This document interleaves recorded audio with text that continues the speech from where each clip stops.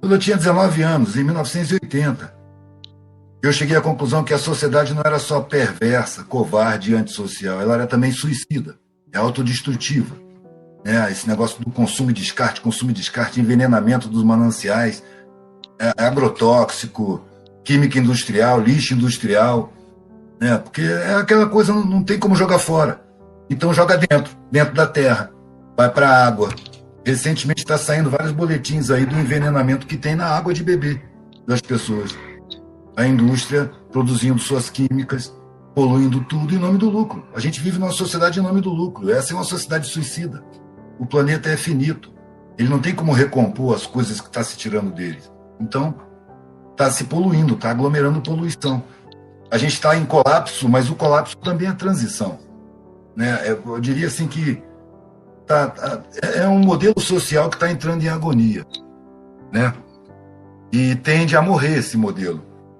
E ele precisa morrer para que possa nascer outro modelo de sociedade, mais humana, menos perversa, menos antissocial, que tenha no centro de importância o ser humano, a vida, a harmonia, porque nessa sociedade que nós estamos, o centro de importância é o lucro, é o patrimônio, não é o ser humano, não é a natureza, não é a harmonia social, não é a harmonia ecológica, né? Tudo em nome do lucro, a destruição toda em nome do lucro. E esse lucro é de uns poucos. A maioria é alijada do processo, né? É no máximo explorada, é aproveitada para exploração, para ser escravizada. E esse modelo vai ter que morrer na evolução humana, né? A humanidade tem 2 milhões de anos, né? Milhares e milhares, centenas de milhares de anos de sociedades se alternando. Nós estamos em uma, que também vai acabar para nascer uma outra. Eu acredito que com o nível de informação que a gente tem acumulado, a gente tem condição de formar uma sociedade humana, uma sociedade sensível, respeitosa. Mas ainda não chegamos lá, estamos trabalhando. Teve gente trabalhando nisso o tempo todo, desde que se começou a escrever a história, sempre teve exceções à regra, em geral perseguidas, massacradas, presas, mas sempre houve exceções alertando a humanidade, né? E eu comecei a procurar exceções no meio da sociedade. E acabei me tornando uma exceção também, porque eu não aceitei a vida convencional. Se eu tivesse aceitado a vida convencional, ou eu seria bancário hoje aposentado, ou eu seria um militar em final de carreira. E das duas formas eu estaria frustrado, porque desde cedo eu achava que a vida tinha mais para me oferecer do que patrimônio, conforto, dinheiro. Não é possível que seja isso o objetivo da vida. A gente morre, não leva nada disso. Deve ter um outro objetivo, eu não sabia qual era, mas eu fui procurar.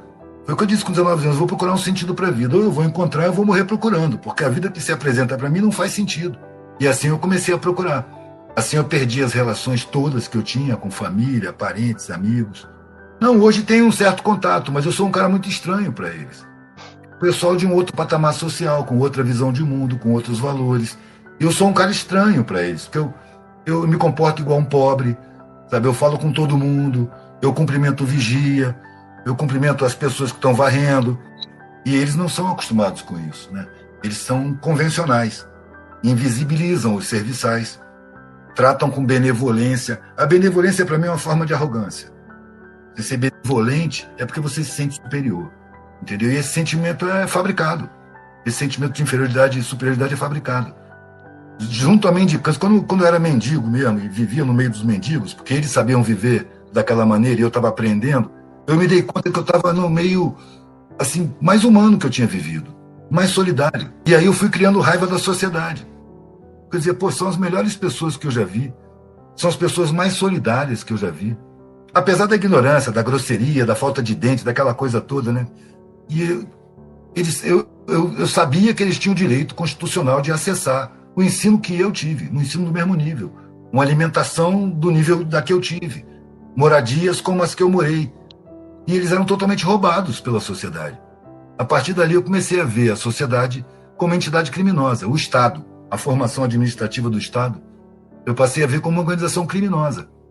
Aí comecei a desconfiar de toda a sociedade, de todas as instituições, comecei a ver que a política é uma grande farsa, que uma democracia, para ser de verdade, ela é exercida por um povo bem nutrido, bem instruído, bem informado, com autoestima, consciente dos seus direitos. E o que me parece é que a estrutura social é formada para impedir que o povo tenha acesso aos seus direitos. Impedir que o povo se instrua, se informe, tenha autoestima, tenha consciência. Parece que há uma armação para manter ignorância, desinformação, porque assim é mais fácil manipular. Né? Como é que é um torturador declarado, um machista declarado, um cara violento, metido com milícia, como é que um cara desse é eleito pela maioria da população? Foi um trabalho de criação de ignorância. Então o povo se sente sacaneado e se projeta naquele cara que projeta raiva para todos os lados. Foi o que aconteceu. Seria uma vergonha eleger um cara desse, né? O cara não tem condição de ser chefe de turma numa escola. O que eu digo desde 1980. O governo não governa. As instituições, elas são infiltradas. E quem manda está num círculo acima, no escuro, nos bastidores. É o poder econômico-financeiro. Os governantes, eles estão abaixo do poder verdadeiro, né? Do poder exercido, porque o verdadeiro poder está inconsciente de si. O poder verdadeiro é a população, é a mão de obra, é essa gente desqualificada, que acorda às 4 da manhã, 5 da manhã e sai para fazer a sociedade funcionar. O poder está com esses. Se num belo dia dá um clique em todo mundo e não vai ninguém encher os ônibus, os metrôs, ninguém vai, fica em casa. Para tudo, não funciona nada. Porque a sociedade depende totalmente da mão de obra barata. Cara, o que eu faço ali é, na prática, jogar uma semente. Você não pode jogar semente e querer imediatamente ver o broto. Sabe? Não vai brotar naquela hora. É uma semente que eu joguei. Na vida dele tem outros elementos. Eu sou um elemento passante. Sou um passageiro. Eu dou a ideia e vou embora. Se eu ficar esperando o resultado, eu paro. Porque o resultado não vem do jeito que a gente quer. Ele tem seu tempo. Tem outros elementos que constituem o meio ambiente para brotar essas sementes. É comum eu chegar num posto, por exemplo, com a minha Kombi velha, e o cara falar, encosta aqui meu patrão. Eu aproveito o gancho. Me chamou de patrão, falo, pô, o que eu fiz? Chamou de patrão, velho. Patrão é um cara que vive às suas custas. Que bota você para trabalhar para ele, ganha em cima de você e acha que você está te fazendo um favor. Sabe? Que te explora, te ameaça, te espreme e acha que você tem que ter gratidão por ele. É um cara que vive às suas custas e diz que você vive às custas dele. É um parasita, velho. E uma frase que eu adoro ouvir, eu nunca tinha pensado por esse lado. Quando eu tenho espaço, eu puxo pela imaginação, velho, imagina que seu patrão perdeu tudo. Né? Na última vez foi em Juiz de Fora. Falei, quantos postos tem o seu patrão? Ele tem 8 postos, tem um hotel. Só imagina que ele perdeu tudo, mano. Deu um azar desse da vida aí, e perde tudo, fica igual você, e tem que encarar a sua vida com os seus problemas. Imagina aí, o que ele faria? O cara pensa 2 segundos. Você foi convencido de que você é fraco, mas você é mais fraco. O que ele tem é dinheiro. Entendeu? Não tem força. Você tem força. E aí é uma frase que eu adoro ouvir. Pô, nunca tinha pensado por esse lado. Ali eu fiz o meu serviço. Estou indo embora. Eu não vou esperar para ver o que vai acontecer. Eu sei que naquele dia ele não vai olhar para o patrão do mesmo jeito que ele olha todo dia. Se você ficar esperando o resultado, você desiste, cara. Tem pessoas que têm pressa. É a hora da mudança. Toda hora é hora de mudança. Mudança é um elemento permanente, desde antes da gente nascer, e vai continuar depois que a gente morrer. A gente está participando de um processo de mutação que tem milênios. A gente tem umas décadas para passar por ele. As pessoas têm ansiedade. O momento da mudança, todos os momentos são momentos de mudança. Não vai ter o clique assim, de uma hora para outra vai virar o paraíso. Não é assim. Tem muito trabalho pela frente. Eu estou trabalhando nas novas gerações, que vão seguir trabalhando também. Eu trabalho com exceções à regra, pessoas que não se conformam, que são discriminadas. Ensino médio, quando eu faço palestra em ensino médio, eu localizo rapidamente aquelas exceções que olham com um olhar mais profundo. E é inequívoco. São pessoas que são perseguidas em casa, estranhadas, causam preocupação nos pais, precisa de um psicólogo, você tem que se enquadrar. São pessoas que não têm tendência a se enquadrar. E eu estou vendo que a quantidade dessas pessoas está aumentando. No meu tempo era muito mais raro. Quando eu era menino era muito mais raro. E as exceções estão aumentando. É sinal de mudança planetária. A gente é induzido a ser egoísta, a ser competitivo. Então, por que a gente não aprendeu a se abraçar? A gente foi proibido de se abraçar. Agora a gente não pode mais se abraçar. A gente não pode mais nem se aproximar. Talvez para a gente aprender a dar valor à aproximação e ao abraço. Todas as pessoas que eu vi quererem mudar o mundo Foi questão de tempo para sentar e desistir. E chegar à conclusão imbecil de que nunca vai mudar. Por quê? Porque ela quer mudança no mundo com ego inflado. Eu quero ver a mudança. Não, perceba o nível da mudança e se contente em participar dela e você não vai ficar frustrado. Se você quiser a satisfação de ver o mundo justo, você vai morrer frustrado. Não vai dar tempo. É estimulada, a ideologia social induz a isso. Resultados imediatos. Forma além de conteúdo. Não questionar as raízes das coisas. Você vê, por que a palavra radical ela é criminalizada? Ser radical é buscar raízes. É procurar as causas dos problemas. Isso é ser radical. Mas a conotação de radical foi transformada em extremista, violento, agressivo, intolerante, briguento. Por quê? Porque nós estamos numa sociedade que estimula a superficialidade mental. Então, tudo que é aprofundar o pensamento é criminalizado, é desqualificado, é distorcido. Vem individualismo. O que seria individualismo? Seria o respeito ao indivíduo. Individualismo é o respeito ao indivíduo. O pensamento de si mesmo, a predominância de si mesmo, a preocupação só consigo, acima dos demais, isso é egoísmo, não é individualismo. Individualismo é respeito ao indivíduo. Mas como nós estamos na sociedade da padronização, que exige que as pessoas sejam iguais, tenham padrão de comportamento, padrão de valores, então ela não respeita o indivíduo. O individualismo não interessa. Então o que houve? Houve uma transformação do significado de egoísmo para egoísmo. Quando alguém fala esse cara é individualista, você pensa que ele é um egoísta. Eu sou radical e não sou violento. Eu busco a causa das coisas. Eu queria desde pequeno entender por que tem pobreza. E durante a vida eu percebi que existe a carência, a pobreza, porque existe o excesso, a riqueza. Se não houvesse um, não haveria o outro. A fonte da miséria é a riqueza extrema. É o domínio de um punhado de podre de rico em cima da sociedade que vive de explorar os mais pobres. Assim como os países se relacionam as pessoas. São os ricos explorando os pobres. E aí nego fala, você está criminalizando os ricos. Não estou criminalizando, estou percebendo as causas. Você, para ser rico, você tem que ter um monte de empregado. Para você ter empregado, tem que ter pobre. Então você não quer que termine a pobreza, senão você não vai ter empregado. Entendeu? A coisa é muito simples para mim. Eu não preciso me aprofundar muito para ver, não. A existência da miséria, para mim, é a prova clara de um crime de Estado. Na Constituição não está escrito que o Estado tem a obrigação de garantir para a população boa alimentação, boa moradia, com saneamento básico, boa instrução, com boa educação, possibilidade de formação profissional. Está tudo na Constituição. O Estado simplesmente não cumpre. Então o Estado é uma entidade criminosa. A maior organização criminosa que tem em território nacional é o próprio Estado, que joga a favor de banqueiros e mega empresários e contra a sua população, mentindo, enganando, mantendo ignorância. Você quer diminuir a criminalidade? Você quer aumentar o nível da nação? Investe pesado na educação. Isso não pode. Olha para trás. Os governos que investiram de verdade em educação foram derrubados. Botou pobre na universidade, cai. Foi o que aconteceu no governo passado. E um governo servidor. O governo do PT não foi um governo de esquerda. Ele serviu os bancos que tiraram lucro como nunca. Acabou com a população ribeirinha. Quer dizer, era um governo servil ao poder econômico. Mas, no entanto, nas horas vagas, no pequeno espaço que ele tinha, ele colocou pobre, abriu maneiras de colocar pobre na universidade. Eu nunca vi tanto cursinho pré-universitário em favela como agora. Isso não existia antes. Então estava investindo minimamente na população. Uma parcela mínima da pobreza. Mas só isso já é uma heresia para os dominantes.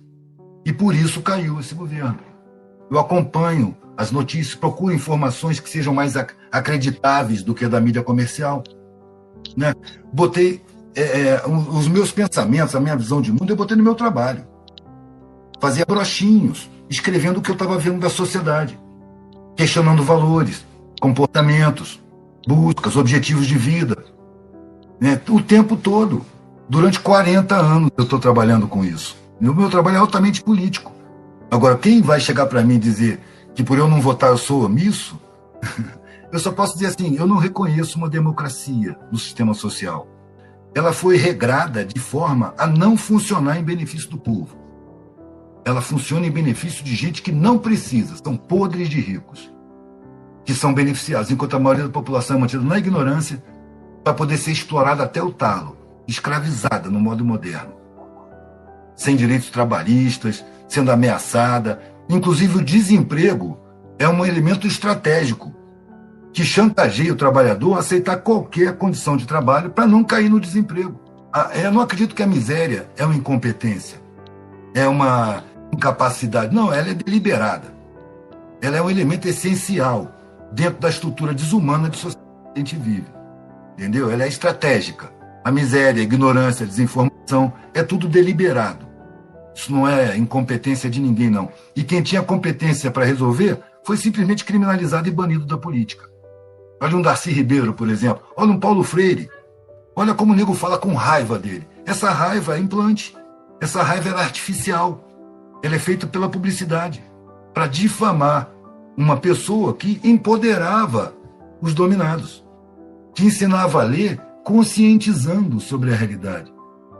Entendeu? Ele, em 40 horas, não sei se você sabe da parada das 40 horas, em 40 horas ele alfabetiza um analfabeto adulto. 40 horas de aula. Foi feito um programa piloto em 61, numa cidadezinha do Rio Grande do Norte chamada Angicos, que era a que tinha maior índice de desenvolvimento humano e maior número de analfabetismo, né? Então fizeram um programa piloto lá, dirigido por ele, e em 40 horas ele conseguiu fazer essas pessoas lerem em voz alta, tomando consciência do poder. Na época, os fazendeiros da região já chamavam aquela atividade de a praga comunista.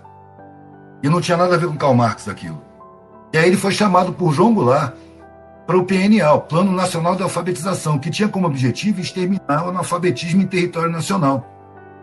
Não é à toa que João Goulart foi derrubado, por esse e por outros motivos. Ou seja, foi um governo que caiu pelas virtudes e não pelos defeitos, porque ele tinha a intenção de servir a população. Né? João Goulart decretou a reforma agrária. Ele dividiu, ao longo das rodovias e ferrovias federais, em lotes para agricultura familiar, para assentar famílias. Foi derrubado. Ele investiu na formação dos professores do ensino básico. Foi derrubado. Né? Ele fez plano de carreira, foi derrubado. Quando os militares chegaram, o ensino público congelou os salários e o Banco Nacional de Desenvolvimento criou um programa de estímulo à formação de escolas particulares. Eu me lembro quando eu era criança, eu não estava sabendo do contexto, mas eu via que tinha concurso para as escolas particulares, e os professores das escolas públicas prestavam concurso para ir para as escolas particulares porque elas pagavam melhor. A escola pública pagava muito pouco. Então, o que restou na escola pública? Aqueles que não conseguiram passar. Ou seja, o ensino público não tem intenção de instruir a população. A intenção do ensino público é formar uma massa de baixa qualificação, facilmente explorável, enganável, conduzível pela publicidade que usa a psicologia do inconsciente, né? Não tem nenhuma intenção de instruir de verdade. E o ensino particular também não forma cidadãos. Ele forma gerentes, supervisores e diretores da massa que foi roubada. Você é preparado para o mercado. Nenhuma escola fala em harmonia social como objetivo da sociedade. Nenhuma escola prepara pessoas para entrar harmonicamente na sociedade, para ajudar a criar harmonia, acabar com os problemas. Não, não existe isso, é cada um por si. A escola te prepara para uma arena competitiva, não para uma sociedade humana. Peão no atacado e no varejo tem os patrõezinhos, que ficam ameaçados. Aquele gerente que olha para aquele monte de funcionários, sabe que aquele funcionário ali está com o filho doente, está vendo na cara dele que ele não está bem, que ele está preocupado, o filho sofreu um acidente. Se ele chegar para o funcionário e falar: fulano, vai para casa, mano, você não está legal, você está preocupado, vai para casa, cuida do seu filho, se não precisa vir amanhã, se não puder, cuida lá, e depois você volta. Esse gerente vai ser despedido, vai ser chamado a atenção, vai ser repreendido. Porque o gerente elogiável é aquele que fala assim: ô fulano, a empresa não tem nada a ver com os seus problemas, ou você trabalha direito ou você vai para a rua. Esse é elogiado, esse vai subir de cargo, porque esse tem produção. Ou seja, é a sociedade da perversidade, que estimula a insensibilidade, a indiferença com o sofrimento alheio. O objetivo é o lucro a qualquer custo, seja de vida, de saúde, seja do que for. O lucro a qualquer custo. É verdade. Isso é estimulado pelo sistema social. E isso está se enxergando. Essas empresas, não digo todas, né, mas eu acho que a grande maioria está tomando essas atitudes, formando esses grupos, tentando humanizar, mais no efeito marketing do que aquela coisa interna, sincera, de verdade, entendeu? É porque já está pegando mal. Está vindo à tona que as pessoas adoecem na pressão do trabalho. Né? É muita gente sofrendo. Então está nas estatísticas, está aparecendo. Então pega bem agora que as empresas se preocupem com seus funcionários. Mas para mim é uma preocupação cênica, não é verdadeira. Entendeu? O lucro ainda é o objetivo principal. A gente ainda é muito primitiva a sociedade. Nós ainda somos muito primitivos. E o esquema das comunicações, o modelo de educação não foi mudado. Ele continua preparando para o mercado. Entendeu? É aí que está a principal fonte da paranoia pessoal da grande maioria. Eles já foram preparados para disputar a vaga. E quando está naquela vaga, sabe que aquela vaga está sendo desejada por muitos outros. Qualquer vacilo, você perde seu lugar. O medo é um instrumento de coação muito forte e muito usado. Quando eu larguei a faculdade, peguei minha mochila, as pessoas começavam a me atiçar o medo. Cara, você vai passar fome, se você quebrar uma perna, se você se der mal, você não vai ter mais defesa, cara. Era o medo. E eu não deixei de ter medo, eu tive, mas eu tinha um medo muito maior. Porque eu sabia que eu ia morrer, que a vida acaba. E o meu medo maior era chegar no fim da vida, olhar para trás e ver um grande vazio. Como eu tinha visto velhinhos me relatando isso. Que a vida passou muito rápido e está acabando e não faz sentido. Esse era o meu grande medo. Então eu assumi todos os riscos. E tive sorte. Podia ter terminado mal. Eu vi morte perto, do meu lado. Eu tive participando de coisas que gente estava se machucando, morrendo. Porque é um meio social muito baixo, né? Muito largado. Periferia, favela, puteiro, beira de estrada. Ali a vida é muito efêmera, a morte é muito próxima. Entendeu? E eu não me importava em morrer. Eu, com 19 anos, eu achava que não passava dos 30. Eu não vou viver mais do que 30 anos. Até pela vida que eu estava vivendo, pelos riscos que eu estava vendo, né? Pela violência que eu estava convivendo. Eu não vou passar dos 30, mas para mim tá bom. Vou até os 30, mas vou viver do jeito que eu quero. E não do jeito que me mandaram. Do jeito frustrante pra caramba. Eu tentei me enquadrar. Eu entrei pro Banco do Brasil, fiz concurso. Com 10 meses eu pedi admissão. E eu olhava para os mais velhos e falava, caraca, eu não quero ser igual a esses caras. O mais distante que eu vou na memória, eu tinha 6 anos de idade e minha mãe foi cumprir uma promessa dela, ela é católica, né? Aí foi distribuir pão na favela, conseguiu lá o que ela queria. E eu fui ajudar, fui carregar os pacotes. Eu nunca tinha entrado numa favela, era atrás da minha rua. E quando eu entrei, eu fiquei estarrecido. E a partir dali eu fiquei perguntando para minha mãe, por que tem gente assim? Por que tem pobre? O que acontece? E os adultos não sabem responder isso, né? Pelo menos não a minha mãe e meu pai.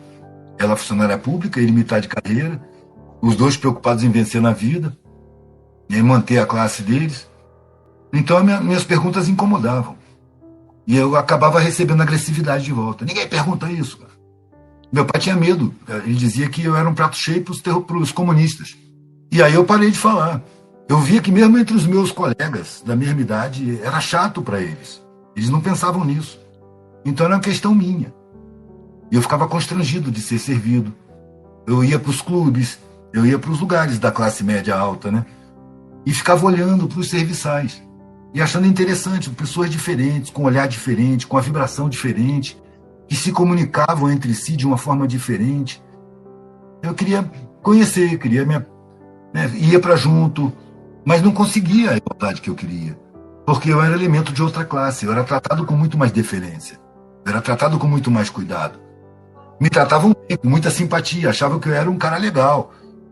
Mas eu não era um deles. Eu via que comigo eles falavam de um jeito e entre si eles falavam de outro jeito. Então eu percebia que não tinha igualdade ali. E era uma coisa que me interessava, que me intrigava. Que me diziam que eles eram os pobres coitados.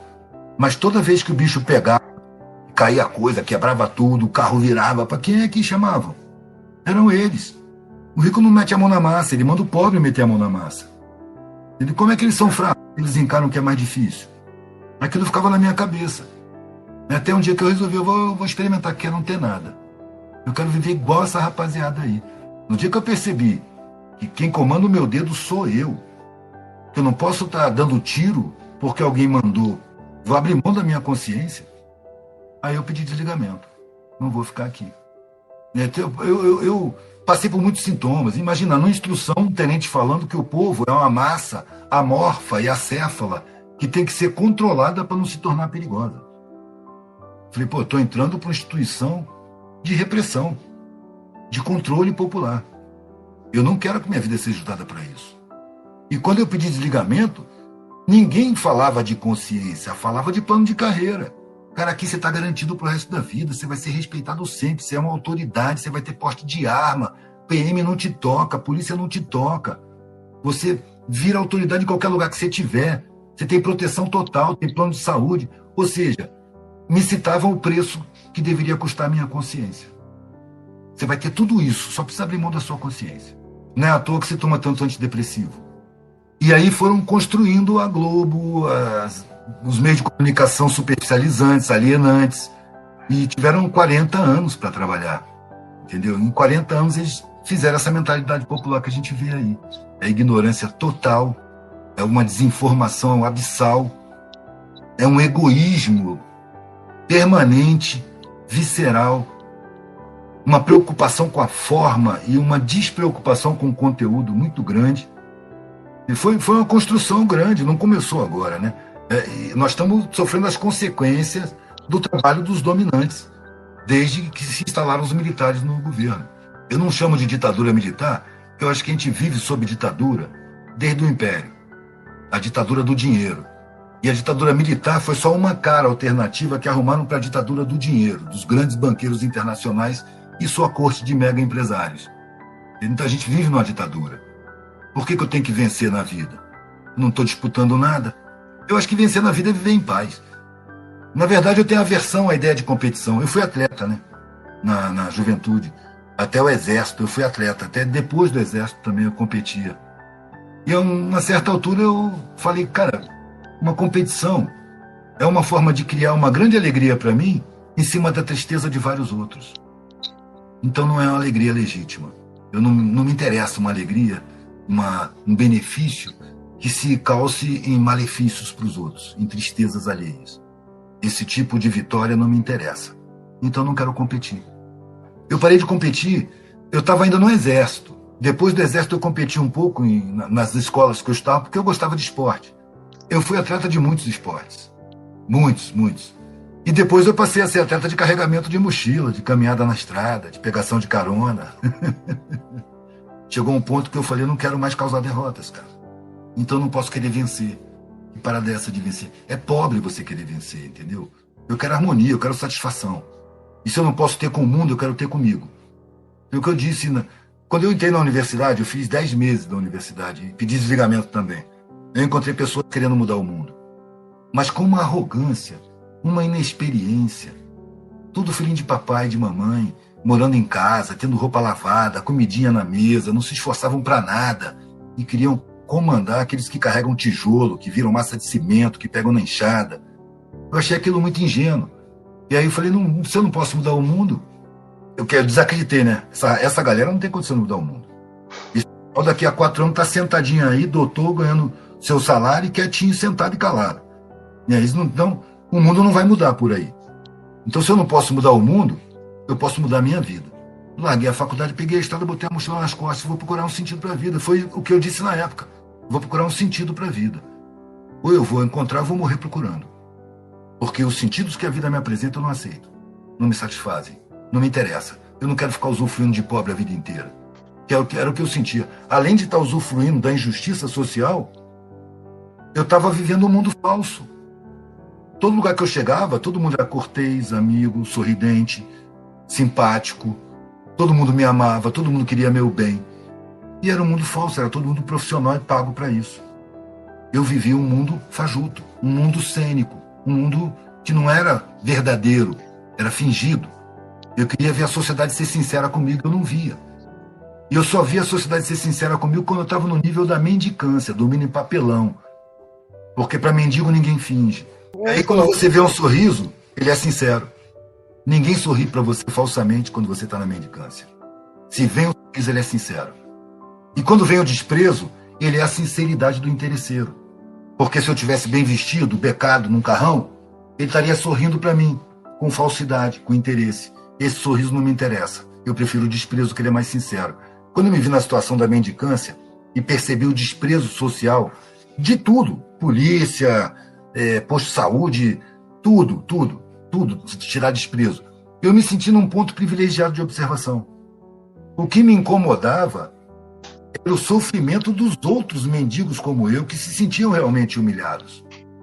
Eles tinham um condicionamento social de inferioridade, de insignificância, de serem insetos humanos. E eu não. Eu vinha de uma classe protegida, bajulada, paparicada.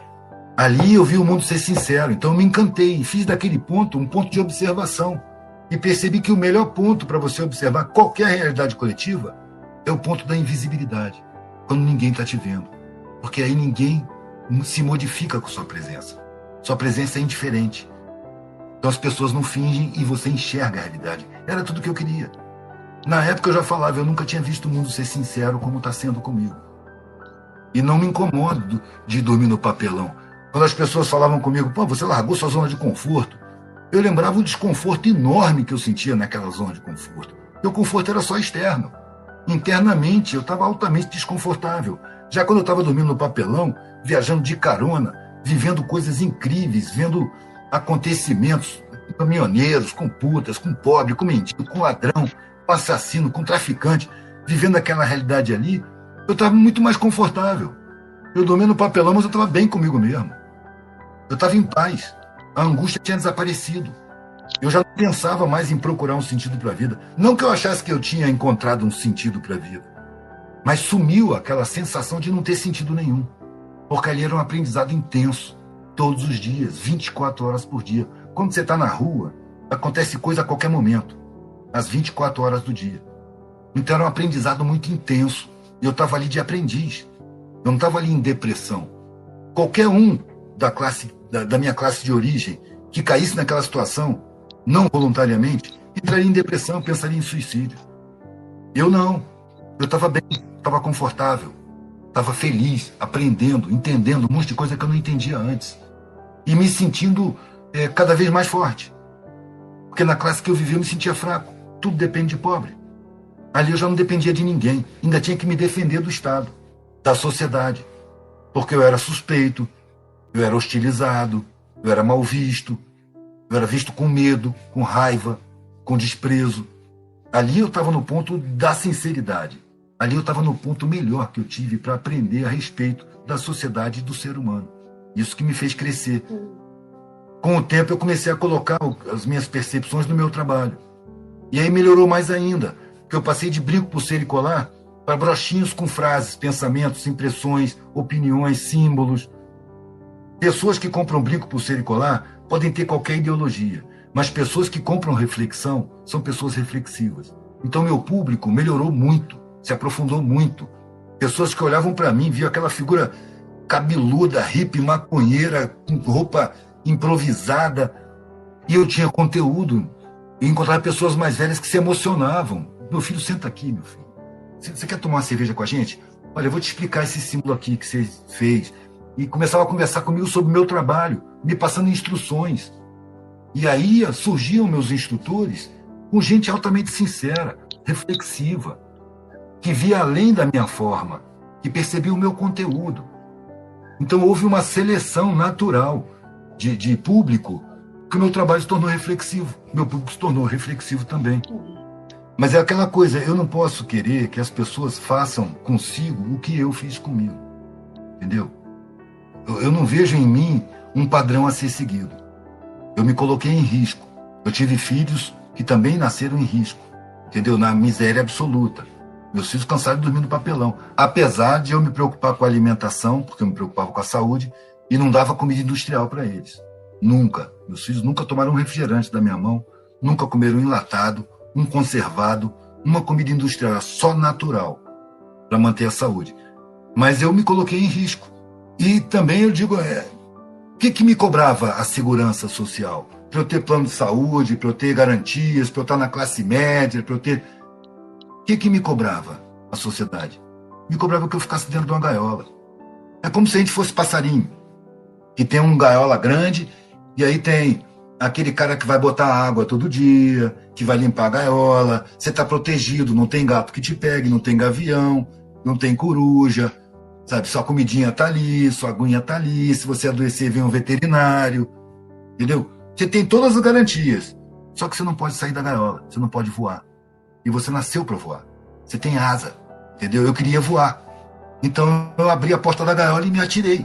Eu sabia que eu estava me expondo ao predador.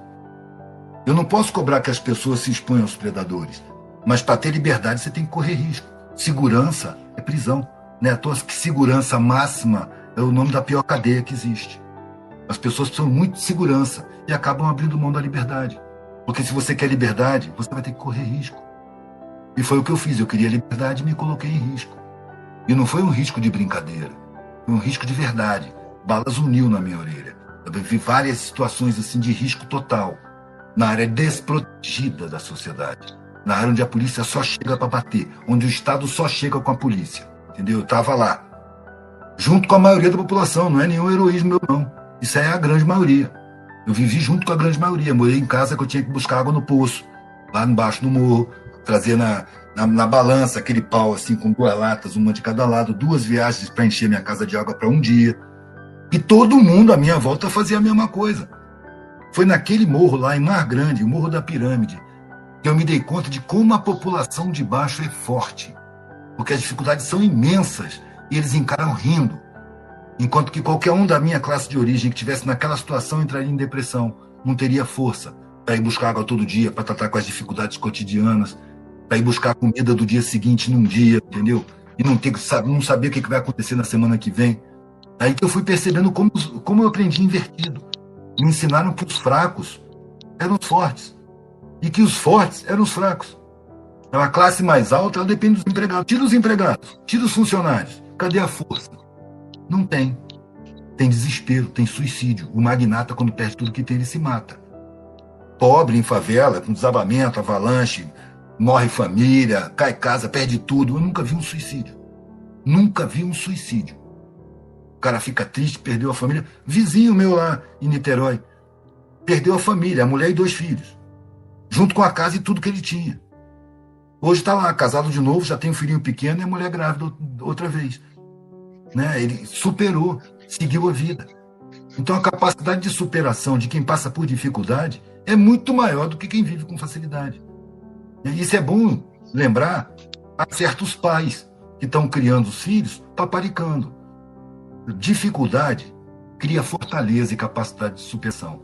Facilidade enfraquece a pessoa. Quando ela encontra um obstáculo, ela não supera. Então você faz tudo pelo seu filho, facilita tudo, dá tudo que ele quer, faz todas as vontades, ele vai virar adulto.